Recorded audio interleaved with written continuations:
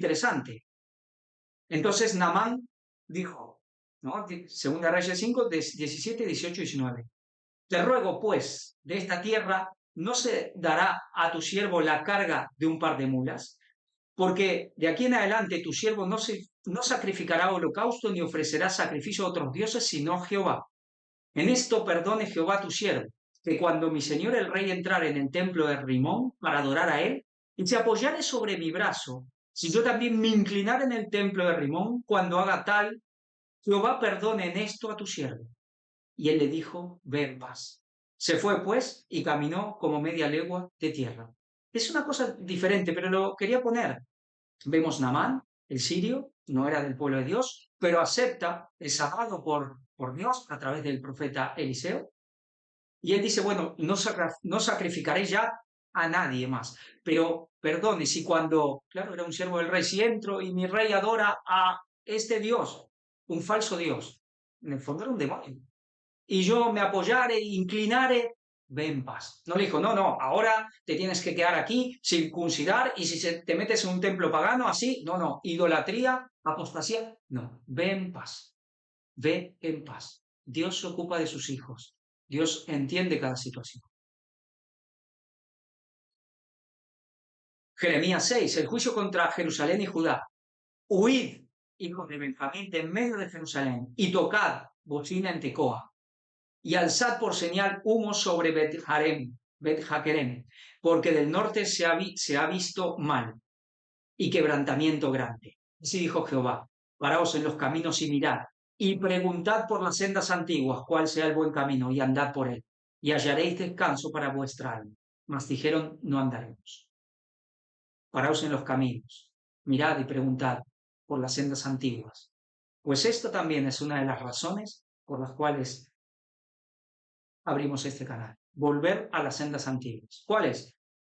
Sí, patriarcas, profetas, apóstoles, reformadores, pioneros, pero también aquella senda antigua del ministerio del cuarto. La gente dice, no, quieres dinero y fama. El dinero, es decir, el ladrón piensa que todos son de su misma condición. Con eso respondo todo. Cualquier tipo de esas acusaciones. Volver a las sendas antiguas. Ese es el propósito. Pero ¿qué les dice? Huid, hijo de Benjamín, de en medio de Jerusalén, y les dice, pasaos a Benjamín. Interesante, Benjamín, hijo de la mano derecha. ¿Y por qué digo esto? Vamos a comentar algo. ¿Qué tenemos atrás? Muchos lo conocerán, pero algunos no sabrán este paisaje. Tenemos a mi izquierda, si miran, ¿no? Un monte quemado, el Sinaí, el Pacto. Y a la derecha hay una montaña con un poco rara, aquí, con un pequeño hueco, una pequeña cueva, un refugio. Fue un refugio para personajes como Moisés, como Elías, como Pablo. Y un día también estuvimos ahí. Pero es interesante porque a Moisés lo coloca Dios para protegerlo de su presencia, de su gloria, porque Moisés quería ver la gloria, y era la gloria de Jesús. Pasaos a Benjamín, dice, hijo de la mano derecha, si tú quieres tocarte el costado izquierdo, pues lo más fácil es hacerlo con tu mano derecha. Si Dios te coloca en su costado traspasado, lo hace con su mano derecha. Por eso la mano derecha, su costado izquierdo traspasado, ambas son un refugio en la Biblia. Pero ¿qué le dice Dios al pueblo? Huid de en medio de Jerusalén. Jerusalén era el templo, es decir, el templo, la nación, la iglesia verdadera, el pueblo escogido. Huid de en medio de Jerusalén. Dios los mandó a la apostasía. Dios tenía que estar obligado a estar en Jerusalén y en ese templo.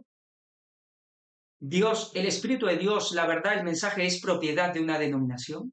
¿Es propiedad de un hombre? No. La denominación puede ser la iglesia visible, pero si se aparta, si se desvía del camino, si se aleja de Jesús, pues puede haber más presencia de Jesús y más iglesia fuera de esa denominación que dentro. Aquí Dios le pide a su pueblo, a su propio pueblo, que se aparte de Jerusalén, porque Dios iba a hacer algo.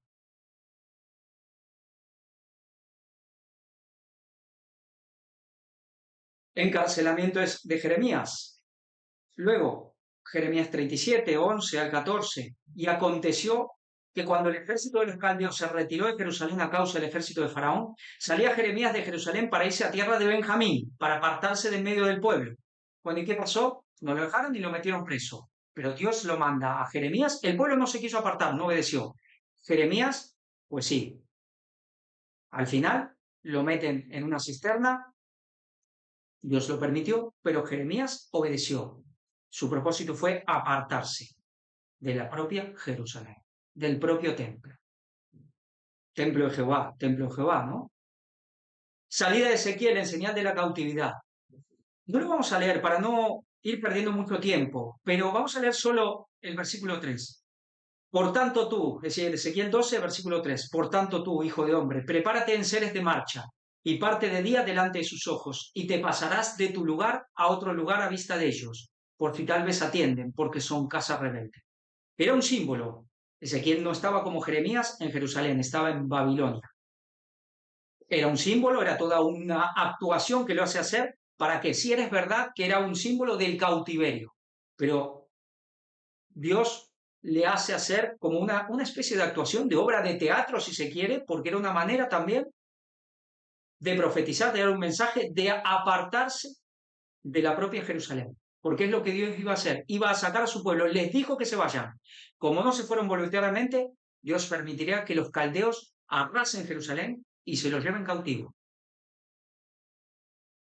Dios no solo que se puede apartar de su pueblo, sino que puede arrasar su propio pueblo.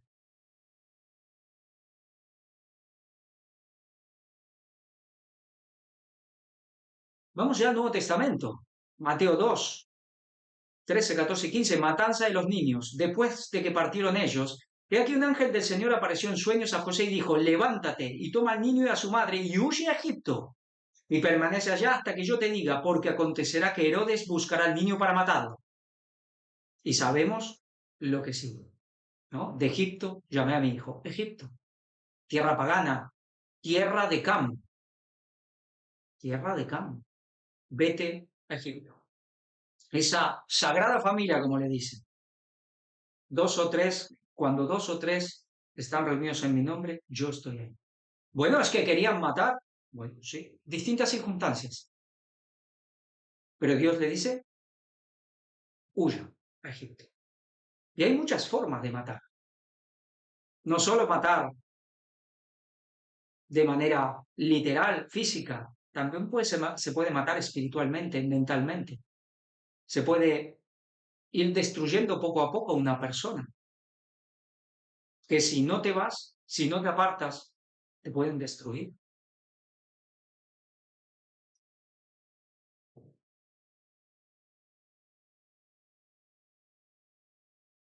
Pero por una causa o otra, vemos aquí el propio niño, el niño Jesús y su familia, cuando era un bebé, huir a Egipto.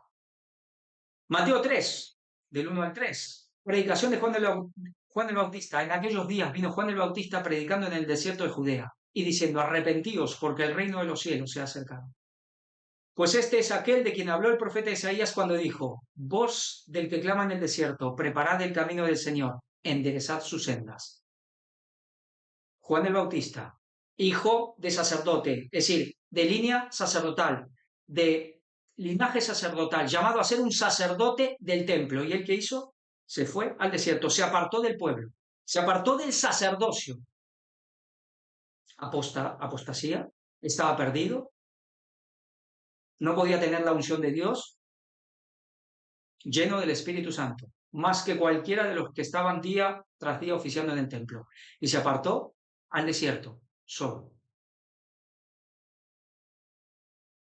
Predicación de Juan el Bautista. Bueno, lo que tenemos, ¿no? Y siendo sumo sacerdote Haná y Caifás, vino palabra de Dios a Juan, hijo de Zacarías, en el desierto. Vino palabra de Dios a Juan, hijo de Zacarías, en el desierto. Vino palabra de Dios. Se fue, se apartó de todos, de los sacerdotes, renunció al sacerdocio. por lo menos de manera legal, ceremonial. En el fondo él era un sacerdote, pero renunció a ese sacerdocio del templo, se apartó de todos, pero vino palabra de Dios a él. Algunos dicen que si te apartas de la iglesia, que si te apartas del ministerio, porque esta es la iglesia verdadera, pues ya Dios no puede estar contigo. Cuánta simpleza, cuánta inmadurez, cuánto un mensaje tan antibíblico, tan infundado. Eso no viene de la palabra de Dios. Marcos 9, 28 al 41. El que no es contra nosotros, por nosotros él. Por nosotros es. Juan le respondió diciendo, aquí es el apóstol Juan, Maestro, hemos visto a uno que en tu nombre echaba fuera demonios, pero él no nos sigue. Y se lo prohibimos porque no nos seguía, pero Jesús dijo, no se lo prohibáis. Eran estrechos los discípulos, claro, así somos los seres humanos. No se lo prohibáis, porque ninguno hay que haga milagro en mi nombre que luego pueda decir mal de mí, porque el que no es contra nosotros, por nosotros él es. Y cualquiera que os diere un vaso de agua en mi nombre, porque sois de Cristo, de cierto os digo que no perderá su recompensa. Vamos a leer la otra traducción. Dice, porque no sigue con nosotros en Lucas, porque no sigue con nosotros. Dice, no nos sigue. Y luego dice, porque no sigue con nosotros. Claro, se debería haber conocido, porque aquí no había internet, nada. Si conocías el mensaje de Jesús, era porque en algún momento lo oíste. Estuviste ahí entre la multitud. Seguramente los discípulos lo conocían, pero ya no estaba con ellos. Siguió su camino. ¿Hizo mal? ¿Hizo bien? Jesús no lo reprendió. Quizás fue de Dios. Nosotros no podemos saber los planes de Dios. Era demasiado independiente, quería correr por encima de por delante de los demás, no quería estar sujeto a autoridad, era muy personalista, muy ambicioso. Jesús no dijo nada de eso, no lo podemos saber, pero Jesús le da, de alguna manera, su aprobación. Bueno, Dios sabrá por qué. Pero la estrechez de los discípulos, que es la nuestra, qué forma de pensar, lo reprendimos, porque si no está con nosotros, mal. Cuán estrechos somos a veces, cuán inmaduros y cuán indoctos con respecto a la palabra de Dios. Por eso, antes de juzgar, de sentenciar, y de sentenciar de una manera tan grave, porque de eso, si no nos arrepentimos, tendremos que rendir cuenta. Y ¿saben qué? De alguna manera rendiremos cuenta sí o sí. Yo acepté como castigo de Dios, como justicia de Dios, muchas situaciones por haber caído en algo así. Y lo dije, dar por perdido a una hermana. Haber participado de ese espíritu que nos arrastró, porque yo no era el único, a ese pensamiento. Y lo acepté muchas cosas como un justo castigo. Y hasta demasiado leve, porque se sufre y mucho. Y esta hermana casi le cuesta la vida. Nuestra maldad, nuestra impiedad, nuestra injusticia. ¿Nos arrepentimos de eso? Pues gracias a Dios que nos da la oportunidad de arrepentirnos y ser restaurados. Y yo tomé eso en un momento como justicia de Dios. Inclusive cargando pecados ajenos también. Pero lo tomé como algo justo. Porque además yo no era un miembro cualquiera. Dios me había llamado y tuve esa ordenación para ser pastor. Al que más se le da, más se le pedirá. La responsabilidad de un dirigente es enorme.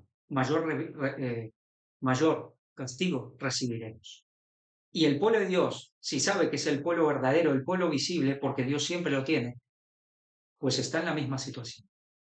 Por eso tengamos temor antes de hacer estos juicios injustos, tan infundados, tan antibíblicos, y que ocasionan y pueden ocasionan daños tremendos, pero pueden ocasionar daños y pérdidas absolutas, eternas.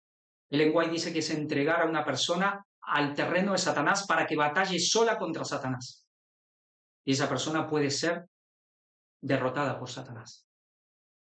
Yo doy gracias que Dios, no solo a mí, también a otras personas, nos ha sostenido. y espera